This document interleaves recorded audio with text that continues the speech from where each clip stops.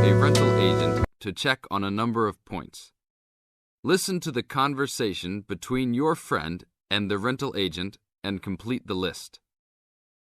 First, you have some time to look at questions 1 to 7.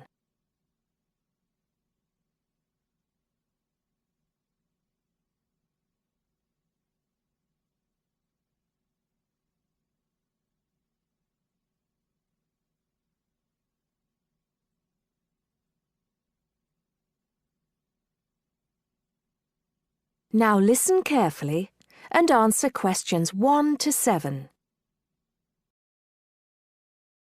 Hi, we've been looking over your listing of apartments for rent and we have a few questions about a couple of the apartments. Can you help us? Sure. Yep, this is our most recent listing. What would you like to know? Well, we were first wondering about the house on 3rd Street.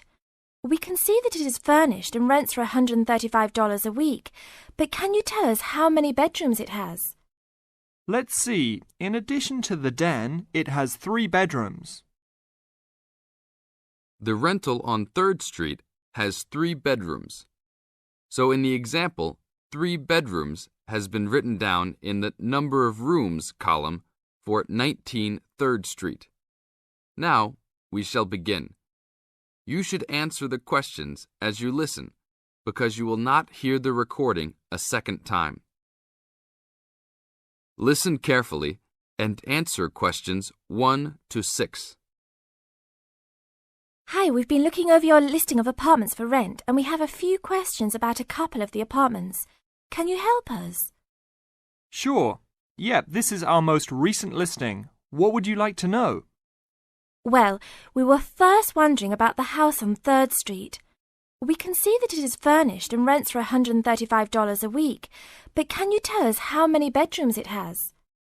Let's see. In addition to the den, it has 3 bedrooms. What about the one on Route 9N? It looks like it's big with a library and a deck, but it doesn't say how much it costs or anything else about it. Oh yes, Mrs. Gailor's apartment. That one is actually only a 10-month rental and it is going for $156 per week. It's quite a nice place. She only rents for 10 months each year because of horse racing season. Then her relatives all come to stay, so tenants have to move out. It's a little bit inconvenient, but past tenants have really enjoyed their stay there. Oh, well, we need it for a full year. I guess that one is out.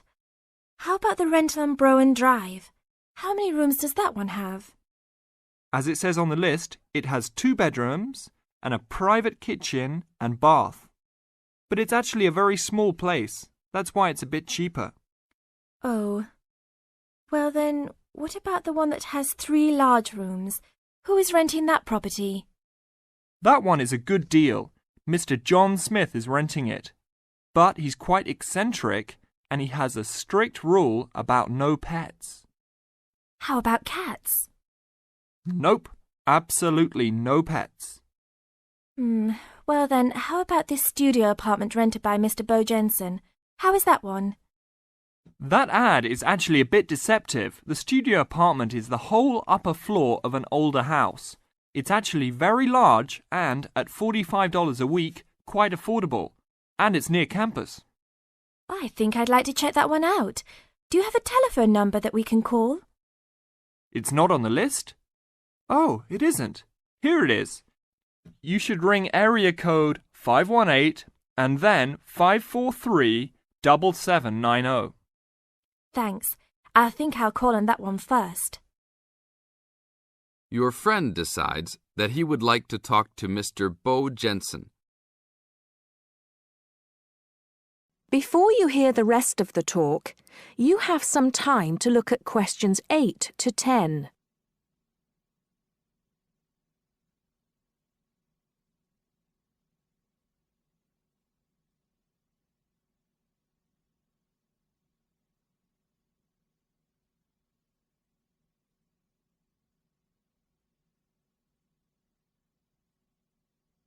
Now listen and answer questions 8 to 10.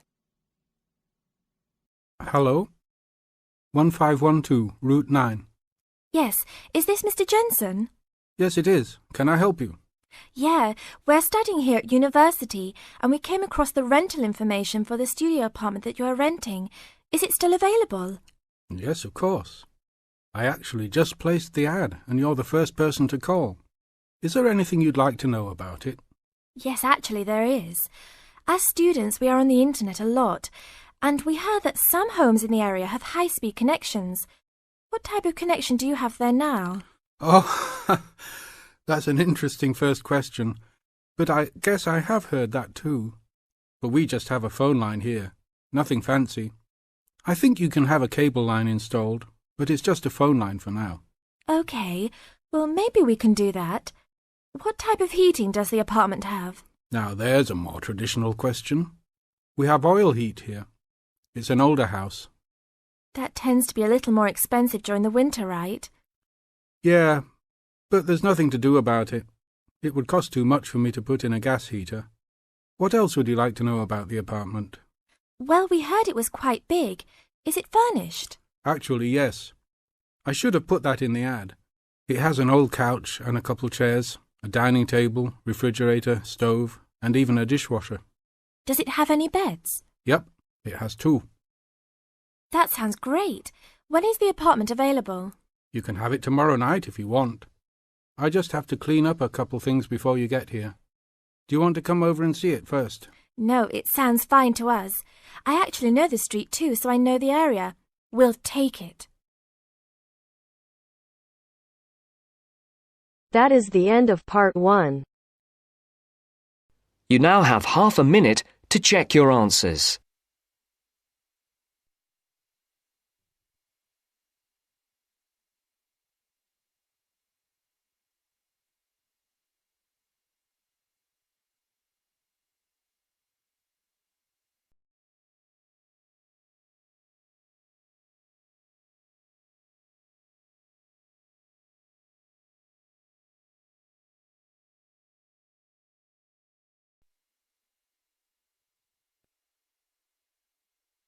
Now turns to part 2.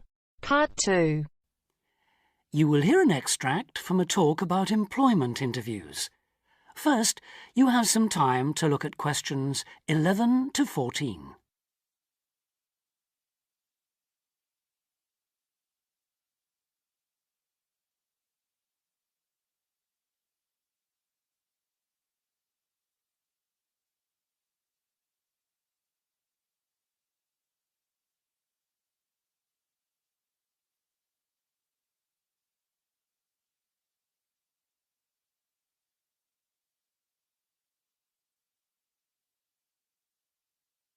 Now listen carefully and answer questions 11 to 14. Today I have with me Sandy Richardson of the local Workforce Center, and she'll be talking about that critical step towards the goal of employment, the interview. Sandy, what is an interview for, and what's the best way to approach it? A job interview is simply a meeting between you and a potential employer to discuss your qualifications and see if there is a fit. The employer wants to verify what they know about you and talk about your qualifications. If you have been called for an interview, you can assume that the employer is interested in you. The employer has a need that you may be able to meet, so it's your goal to identify that need and convince the employer that you're the one for the job. As everyone knows, interviews can be stressful, but when you're well prepared, there's no reason to panic. Preparation is the key to success in a job search, and you can begin by collecting together all the documents you may need for the interview, such as extra copies of your resume, lists of references, and letters of recommendation. You could also take some work samples, selecting from what you have designed, drawn, or written, for instance. And make sure you have a pen and pad of paper for taking notes. The next step is to find out about the post. The more you know about the job, the employer, and the industry, the better prepared you will be to target your qualifications. Always request a job description from the employer and research employer profiles at the Chamber of Commerce or local library. You could also try to network with people who work for the company or with employees of companies associated with it. The next step is to match your qualifications to the requirements of the job. A good approach is to write out your qualifications along with the job requirements. Think about some standard interview questions and how you might respond. Most questions are designed to find out more about you, your qualifications, or to test your reactions in a given situation. If you don't have any experience or skills in a required area, think about how you might compensate for those deficiencies. Before you hear the rest of the talk, you have some time to look at questions 15 to 20.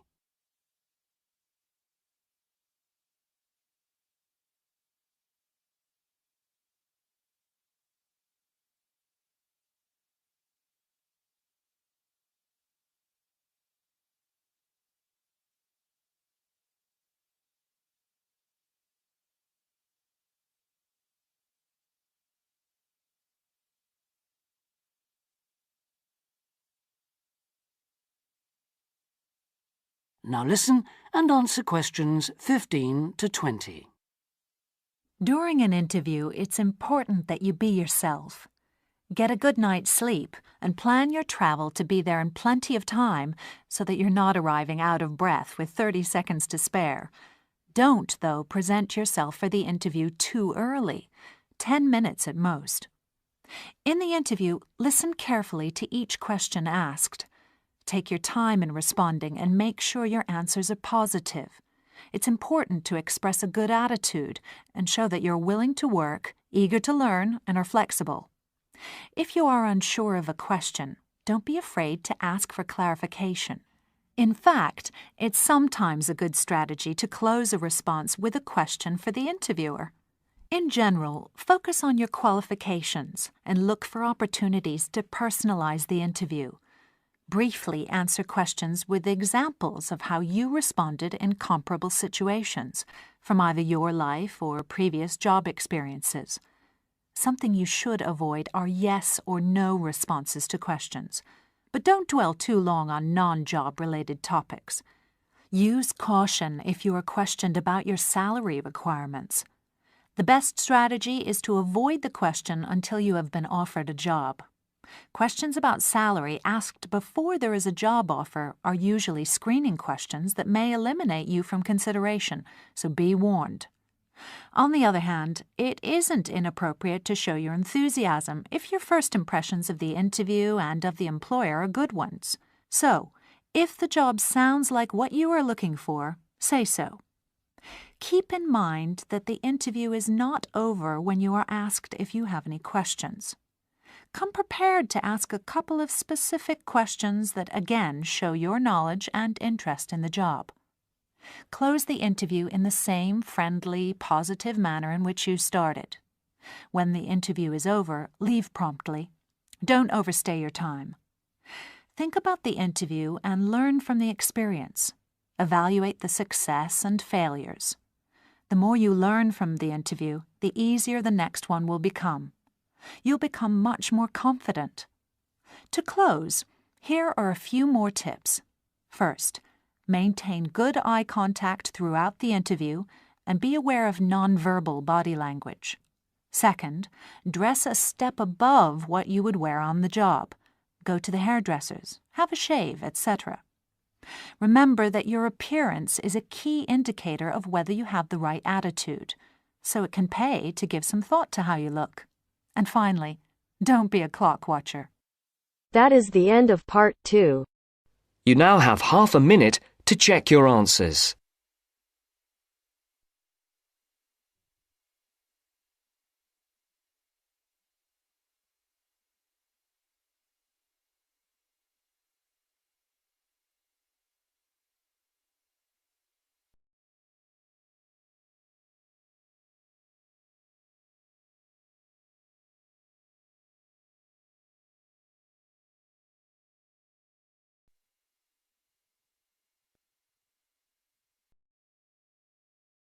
Now turns to part 3.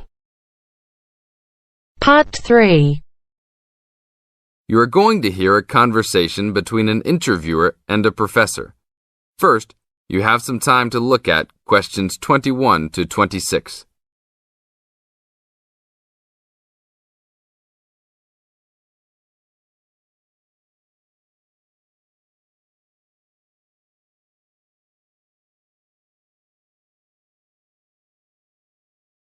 Now listen to the tape and answer questions 21 to 26. Today I'm here with Professor Nittick, who is our new university president. He has been a professor for 20 years and teaches many of the best classes on campus. I know many of you have had him as a teacher and know of his brilliance. Good morning, Professor Nittick. Thank you for stopping by the student station. Thank you for having me here. It is always great to get to meet many of the students who are involved with our school. I haven't been here since 2 years ago. Yes, I remember at that time you were still teaching every semester. 2 years later, you're only teaching every once in a while. But it seems like you are still always busy. The administration world is just as busy as the teaching world for you. How do you stay in touch with the university, even with the change in your everyday duties? I try to stay in touch with what is popular with the university students. I usually spend time with as many students as I can. They usually give me insight into what the new concerns and beliefs are for the new generation. On top of that, I try to be as youthful as I can. I consider myself to be youthful, at least for my age. So I always have a good time and try to stay young. I try my best to not just be a teacher, but also participate in university life. Interesting. So are you still doing lots of academic work, or are you mostly concentrating on administrative affairs? Well, I mostly do administrative affairs now, but that doesn't mean that I still don't have a very deep interest in academic matters. I often visit other campuses around the world and meet other professors in my field. I learn the most by travelling and seeing the different places of the world and the different fields of thought. I even did a television programme last month in Manchester. Will you be on television any time soon then? Well, you can call the television station and see if I will be on television any time soon. Maybe I will be on the news report. I don't think it is really that significant, though. Oh, really? That sounds great. I will remember to look out for you. Let's move on. With all your busy travelling recently, how do you find time for your personal life? I try to keep my university life separate from my personal life. Sometimes it's hard to find time to just take my wife and 3 kids out for a family dinner, but usually we all manage to get together every few days. I'm taking a few weeks off next month to take my family down to South America, to Brazil for a few days. I can't wait to just sit on the beach. Wow, that sounds like a wonderful trip. Professor Nittick, could you tell the audience a little about what goes on in an average day of a university administrator? An average day? Oh, I don't think there is such thing as an average day for me. The last few weeks I've been travelling all the time. I can be in Los Angeles in the morning and in New York by the afternoon and back to Los Angeles by the evening. Sometimes I will spend the whole week at a new university, showing the new administrators the ins and outs of running a university. Sometimes I can spend the whole day in the office on the phone. So there really is no average day for me. I guess that is because I do so many different tasks. Sorry to let all the viewers down, but that is the plain truth. Now look at questions 27 to 30.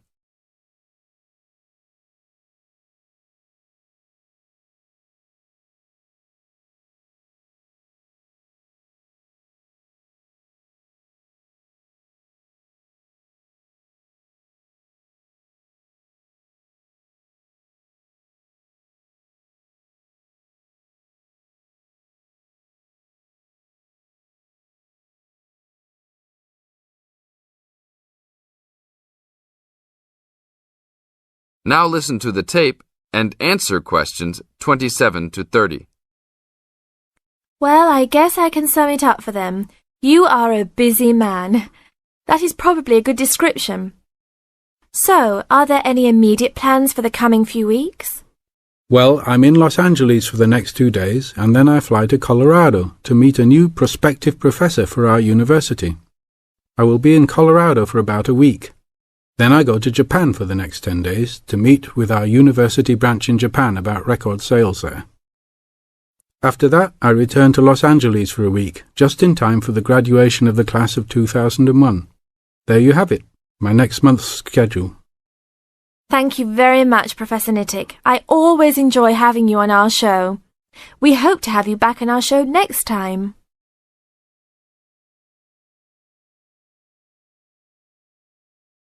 That is the end of part 3. You now have half a minute to check your answers.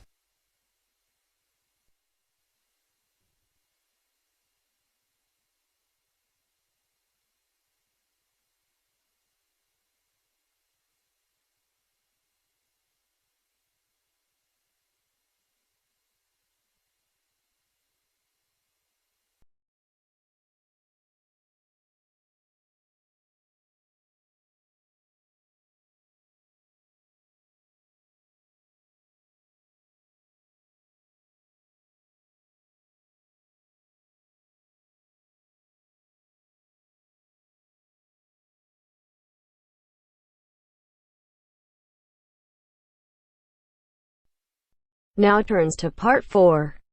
Part 4.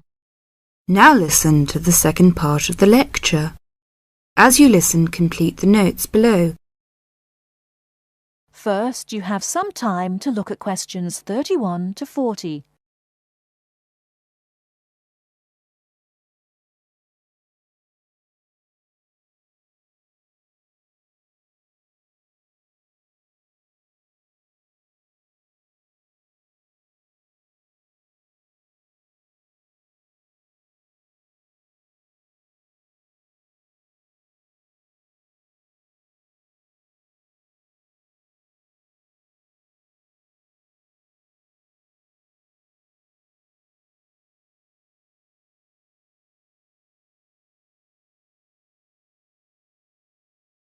Now, listen carefully and answer questions 31 to 40.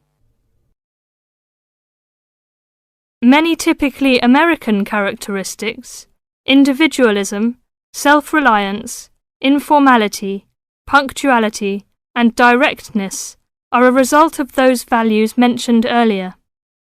Other national traits could also be identified, however. 1. Americans cooperate. Although often competitive, Americans also have a good sense of teamwork and cooperate with others to achieve a goal. 2. Americans are friendly, but in their own way. In general, friendships among Americans tend to be shorter and more casual than friendships among people from other cultures. This has something to do with American mobility and the fact that Americans do not like to be dependent on other people. Americans also tend to compartmentalize friendships, having friends at work, family friends, friends on the softball team, etc. 3. Americans ask a lot of questions, some of which may to you seem pointless, uninformed, or elementary. Someone you have just met may ask you very personal questions. No impertinence is intended. The questions usually grow out of a genuine interest. 4. Americans tend to be internationally naive. Many Americans are not very knowledgeable about international geography or world affairs. They may ask uninformed questions about current events and may display ignorance of world geography. Because the US is not surrounded by many other nations, some Americans tend to ignore the world. 5. Silence makes Americans nervous. Americans are not comfortable with silence. They would rather talk about the weather than deal with silence in a conversation. 6. Americans are open and usually eager to explain. If you do not understand certain behavior or want to know what makes Americans tick, do not hesitate to ask questions. Just as values and traits differ somewhat from one culture to another, so do the personal habits associated with good manners and courtesy. While very often there does not seem to be any particular reason why a particular way of doing something is considered good manners, observing these cultural rules will make Americans more comfortable with you, and therefore you with them. It is, of course, impossible to cover all the possibilities here. If you are unsure in a situation, just ask. Americans like to be helpful. 1. Queuing up or lining up is essential. Courtesy requires that you do not push from behind, stand next to the person being helped, or cut into a line. If you should accidentally bump someone, you should say, "Excuse me." 2. Americans blow their noses into a tissue. Spitting, clearing phlegm, or sniffing as from a cold are considered rude.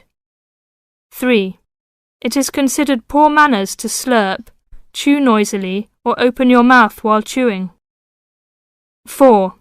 Questions are seen as a good way of getting acquainted, but questions about a person's age, financial affairs, cost of clothing or personal belongings, religious affiliations and sex life are considered too personal for questioning, except between very close friends.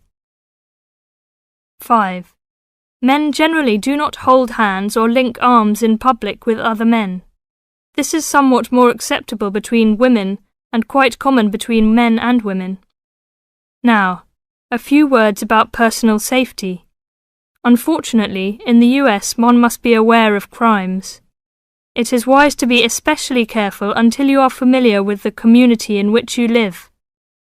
Remember that good judgment and common sense can significantly reduce chances of having an unpleasant and perhaps harmful experience. Basic safety rules include the following. 1. Do not walk alone at night. 2. When you leave your room, apartment, or automobile, make sure that all doors are locked and all windows are secured. 3. Do not carry too much cash or wear jewellery of great value. 4. Never accept a ride from a stranger. Do not hitchhike and do not pick up hitchhikers. 5. Be careful of purses and wallets, especially in crowded metropolitan areas, where there may be purse snatchers and pickpockets. 6. If a robber threatens you, at home or on the street, try not to resist unless you feel that your life is in danger and you must fight or run away. Give up your valuables as calmly as you can and observe as much as possible about the robber to tell the police when you report the crime. A final note. Keep an open mind. Don't judge what you see as right or wrong, but make it a challenge to try to understand the variety of American behaviours which you may observe. You certainly do not have to participate in something you disagree with, but you can try to understand it. This will help you build an attitude of intelligent and liberated respect for cultures, both your own and others. That is the end of part 4. You now have half a minute to check your answers.